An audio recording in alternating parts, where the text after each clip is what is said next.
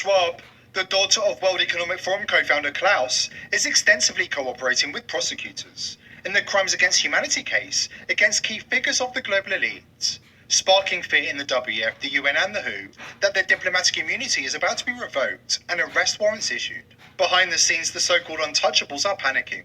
Investigations, once thought impossible, are in full swing. Prosecutors are circling. The illusion of immunity is cracking. And whispers inside the International Criminal Court say we're on the brink of Nuremberg 2.0. Real names, real trials, real consequences. The globalist elites have made the last 5 years hell for humanity, but we've held strong dignity and exposed their deceptions one after another. Our abusers have been backed into a corner, and now they're being forced to admit the crimes they've committed. They want us to forgive and forget. But we the people are not going to let that happen, because this isn't just about justice, it's about reckoning. And it's closer than they think. Distributed through quiet back channels to a network of loyal governments and institutions. We'll get to the explosive details in just a moment, but before we do, you need to understand, Nicole Schwab isn't the only one breaking ranks. There's another name you need to know. Meet Pascal Najadi. His father, Hussein Najadi, co-founded the World Economic Forum with Klaus Schwab back in 1971. 10 years later, Hussein walks away in disgust, calling the WS vision dystopian, anti-human, and criminal. Now, Pascal is picking up the torch and throwing it straight into the heart of the globalist machine. He's handed over boxes, literal boxes of records, internal memos, emails, data logs, and private communications from his father's archives. Documents that spell doom for the WEF, the WHO, Gavi, and the entire Geneva-based global control complex. As Pascal puts it, the devil lives in Geneva. Geneva looks beautiful. It's beautiful. It has a lake, it has this shadow. It's very peaceful. But there is a dark side to it.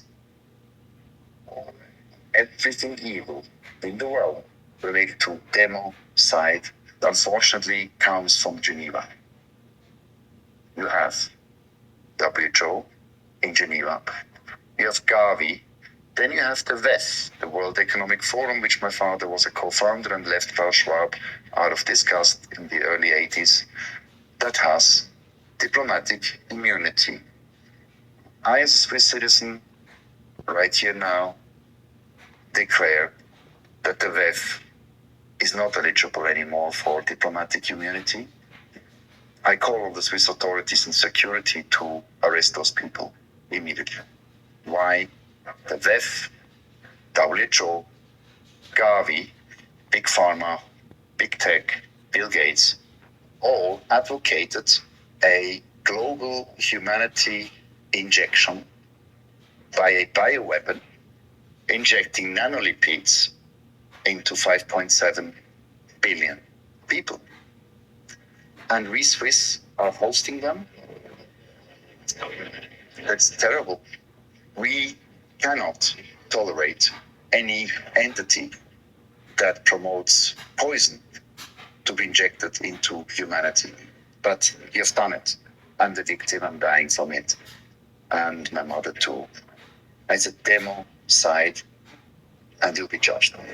It will be corrected in the name of humanity. And if you think he's bluffing, think again. You want to watch the whole video? Let me know. I'll put it up. But who was in it in the United States? Kamala Harris, Joe Biden, the Democrat Party, the Progressive, the Liberals was behind this also. That's why I can't stand the Democrat Party also. The Liberals, the Democrats, and some of the rhinos too though. But Kamala Harris signed us back into this. With the Joe Biden, I mean, so you think about Kamala Harris as all this? No, she signed us back into this, and President Donald Trump took us back out of it. Why do you think Kamala Harris is so special? No, she was taking us to our doom. President Donald Trump signed us back out of the World Economic Forum, the United Nations, the WHO. Look it up. Kamala Harris and Joe Biden signed us back into it. We were about to be destroyed. But you want to see the whole video? Just let me know, and I'll put the whole video up. Y'all take care, man.